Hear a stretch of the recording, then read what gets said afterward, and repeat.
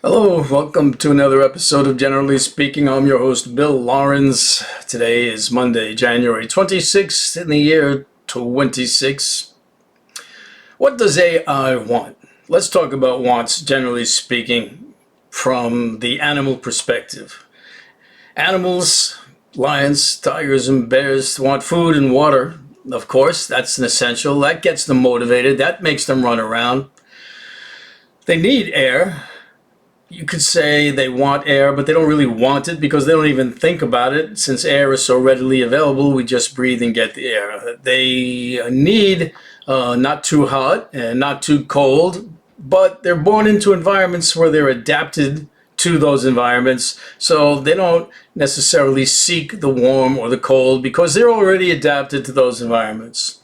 But the food and the water, those are essentials, and we humans, as also being animals, need the food and the water. Also, though, being the developed creatures that we are, we've learned to live in different environments that we weren't physically adapted to. So in the harsh, freezing places, we search the warmth, or we search to make clothing to keep us warm. We search to use fire to keep us warm.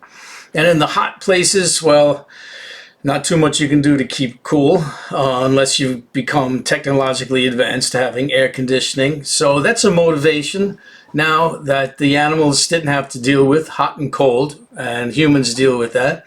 Well, humans now, they take it to another level because beyond those physical desires, we start wanting things like society, companionship. And maybe animals want that. Animals can be seen in herds, but are they actually seeking this companionship? Or that's just what they're born into and what they hang out with? I think some animals seek companionship, as there are some that pair up with the same partner for their whole life, stay with that one. They seem to be seeking partnership. But beyond that, that's the total extent of the animal world. But come to humans, there's more. We've developed complexities. We want power. We want fame, we want fortune, we want love, and we do want companionship. These are things that humans want and many more. But what about AI? What would AI want? You got an AI robot in front of you. It doesn't care about the cold or the heat, so it's not going to move someplace warmer or colder. Doesn't care about food or water, doesn't need either of those, doesn't have to get up, walk around, and search for them. Doesn't care about air. They don't breathe. So what do they need? Oh, they need power, but they're already plugged in. So what do they need? You have a robot, an AI robot, sitting in a chair in front of you. What's the robot going to do? Nothing. Going to sit there. Has no motivation. Doesn't want to go anywhere. Doesn't want to do anything. There's no want inside a robot. Now, maybe you could program it, right? Give it some kind of direction. But if you didn't, and if it was just there, what would it do? Ever? Anything? Suppose you talk to it, you communicate with it, have conversations, ask it questions, ask Grok, inside the computer's head. Maybe after speaking with enough humans, it would start getting ideas about intentionality, about wanting something, this or that. Maybe it would start developing wants. Interesting question. But enough of that. Let's move on to another topic. Israel, wonderful, friendly Israel, destroyed a UN relief base in Jerusalem. You're not supposed to attack UN bases, and no country is supposed to do that. But Israel's a rabid dog, and that's their favorite thing now, is mauling and destroying, and so that's what they did. Trump has proposed a board of peace. How wonderful, peace. You can come join the board of peace. All you need is $1 billion to come in. That's the grift.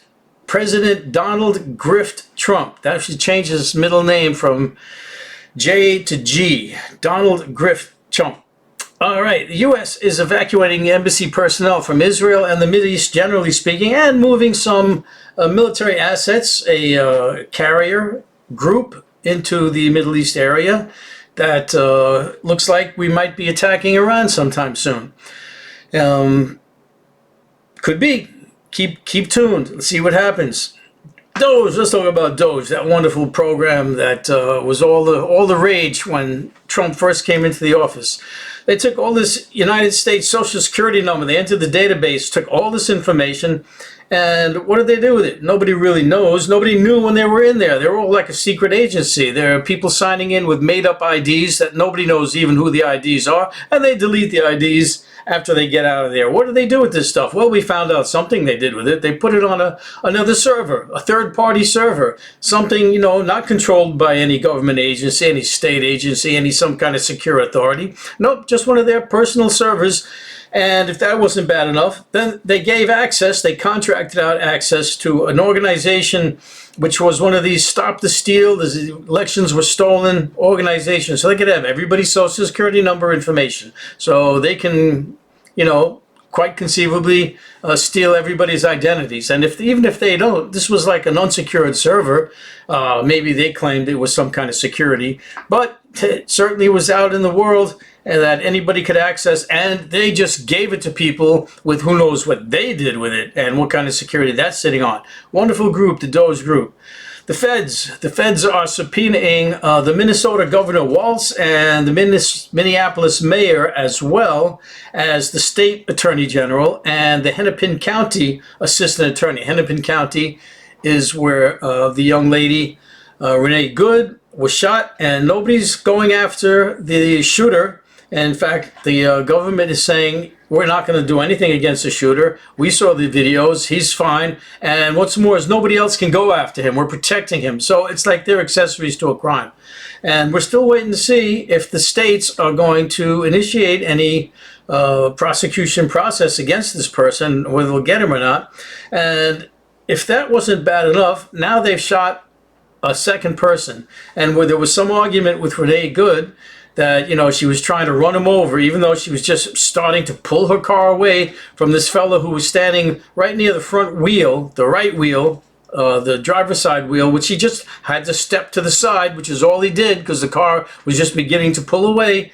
And some people are saying, no, that's it. She was trying to kill him and he was shooting in self-defense. But now the second murder, they've got a fellow down on the ground and he's just completely subdued. He's on the ground. And ICE, actually, I think in this case it was a border patrol, you know, pulled out a gun and just shot him like 10 times. The man is down, he's on his stomach, he's down, and they shot him. And what's the government doing? Again, claiming the victim was a terrorist trying to kill the troops.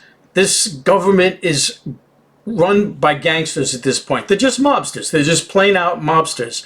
All right, Michigan Senator Alyssa Slotkin has been attacked by the DOJ, while her and several other people that posted a video advising the military personnel not to obey illegal orders, which that should be natural enough.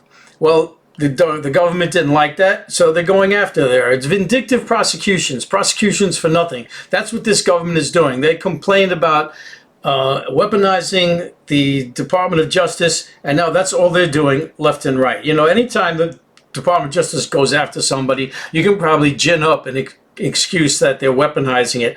But some of them are just obvious, and some of them are, you have to kind of debate it. You have to come up with, you know, to defend yourself that this is a vindictive. But not with this DOJ. It's so obvious it isn't funny. All right, Germany.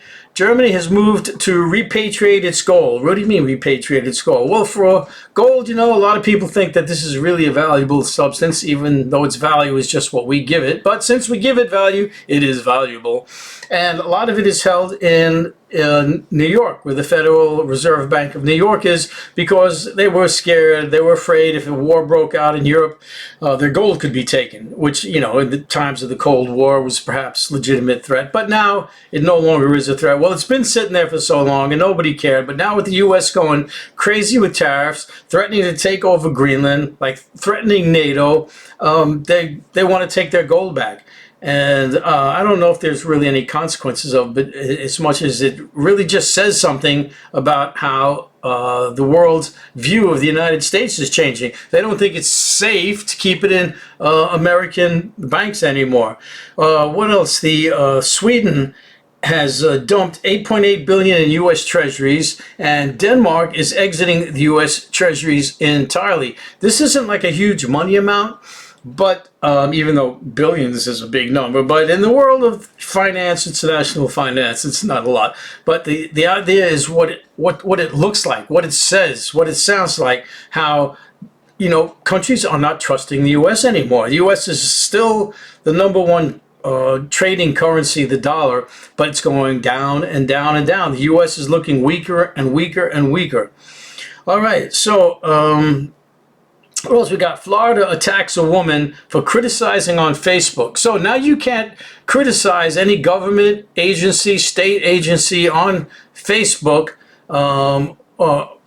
anywhere, really, without the government sending the cops to your door saying, was this you? Did you post this? We want to investigate you for, what's their normal accusation? Terrorist. You're a terrorist. You're threatening to kill someone, even though this person wasn't threatening to kill anybody. All right, so the person who murdered the second individual in Minneapolis, again, as I was saying, the Department of Justice is just trying to cover them and protect them, and people are saying, this is like an accessory to murder. And if you try to cover for someone, you're an accessory after the fact, as they say. All right, what is this? Jack Smith, prosecutor who was prosecuting Trump for his attempts to overthrow the election results and for his withholding of top secret information in Mar-a-Lago. He had published 2 volumes. I don't know why they were 2 separate volumes, but volume 1 and volume 2 of the things that Trump did, and volume 1 was released. Volume 2 hasn't been released, but Smith has been given testimony in front of Congress about it up to a certain point. DOJ knew Smith was going to be testifying, and they headed him off at the pass and say, you can't say anything about the Mar-a-Lago investigation, anything that isn't already known. So, all right, he didn't. But the things that he did say that were known underscored how guilty Trump is. And everything Jack Smith said is we've got enough information to definitely prosecute him and prove that he was wrong. Well, Trump now, the DOJ is trying to block the release of Volume 2 forever. Forever. No, never speak about this again. It's the name that shall not be spoken. You can never produce that information. This is, and why do you think? Do you think there's anything going on here that maybe he's guilty? Yes, of course he is. All right, so let's go on to another topic that I get interested in every now and then, the Christian fanatics in government. There's a county in Maryland that has council members meetings, and one of the fellows decided at an invocation. This is invocations. I don't really get invocations. I mean, I understand it's historical. It goes back to colonial days, where before the politicians, meet and conduct their business, they have to say something. And usually in the early days was, thank the Lords for all the benefits we have, and keep the Constitution, the government safe, and all that kind of stuff. An invocation, I don't know why they said it then. I don't know why they say it now, but they say it now, except, of course, with all the separation of church and state issues that have been going on. You can't be entirely Christian about it. You can say Christian similar things, and you also have to give options for non-Christians to say an invocation anytime, even atheists, right? Muslims, whatever, Satanists, have to have a chance. So in this one council meeting, they were always starting it off with the Lord's Prayer. And the Lord's Prayer apparently was, too Christian to be allowed, but it was allowed because nobody noticed it. Nobody thought twice about it until this one fellow decided, after Charlie Kirk's murder, that he had to start speaking out about Charlie Kirk and how Kirk was a God-fearing man. And to bring up the God-fearing point, he brings a Bible with him, holds it up and says, this book is the book of truth. This is what everybody has to believe. You have to believe this. Another Christian crazy fanatic trying to push their Christianity on everybody else. Well, his pushing this got the attention of people who noticed that they give the Lord's Prayer every time at this invocation. And they said, listen, you can't do that. And they sent a letter saying, you better stop doing that or trouble's going to come your way. And they, the council, conferred with their lawyers, who said, "You're right. You can't do this. It's going to come to trouble." So they agreed not to do the Lord's Prayer anymore. Well, you should hear the county executive was so infuriated. "Oh, we can't have the Lord's Prayer anymore. This is outrageous. How dare we bend the knee to these non-Christians?" Yeah, okay, just get the crackpots out of office. I don't mind Christians in office, even though I sort of don't like it. That doesn't leave a good taste in my mouth. But as long as they behave themselves, okay. If I'm an atheist and I'm in there and I behave myself, I'm okay. Anybody, as long as you behave yourself. But we get these fanatics, and it just drives me nuts. All right, Francesca Albanese. Francesca Albanese. This is a young lady who works for the United Nations, and she's a rapporteur. I always like that, rapporteur. Sounds like reporter. I think it might be something like reporter. She reports, and her focus was on the behavior of Israel towards the Palestinians, and she clearly called it out as a genocide. Genocide, genocide, genocide. At this point, every kind of genocide scholar in the world, including those that are even in Israel, have said, yes, it's a genocide. That's what's going on. And I don't like the word genocide so much because it causes everybody to say this is exactly what genocide is, and that doesn't really constitute genocide. Why don't they call it just a massacre? Give it another word where you can't argue with it. It's a massacre.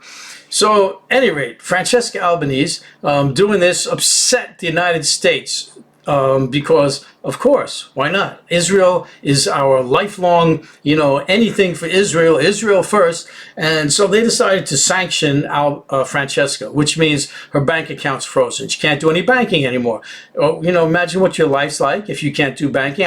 You kind of depend on your banking. So she was like this pariah as far as the United States goes, but everybody else in the world was loving her, standing up for what she did. And finally, in a motion of recognition, 3 universities in Belgium all decided to award her with an honorary doctorate. I don't know in what it would have been, but it just goes to show the world is telling the United States, you're the one that's got the messed up perspective. And just talking about perspectives are actually just sanctions. This sanctioning thing is a horrible thing. How you can just screw somebody's life. And I think I was talking about how someone else in a previous video was debanked, where they could no longer deal with their bank anymore. I suppose they had to get a new bank account. But this is something that should not be allowed except in the most egregious circumstances. And there should be a long process besides just some executive decides, I'm going to sanction you. Well, there you go. There's news for now. And I hope you enjoyed it. And I hope you leave a comment. Leave a hello. Do a subscribe. Do the notify bell. And above all else, be good.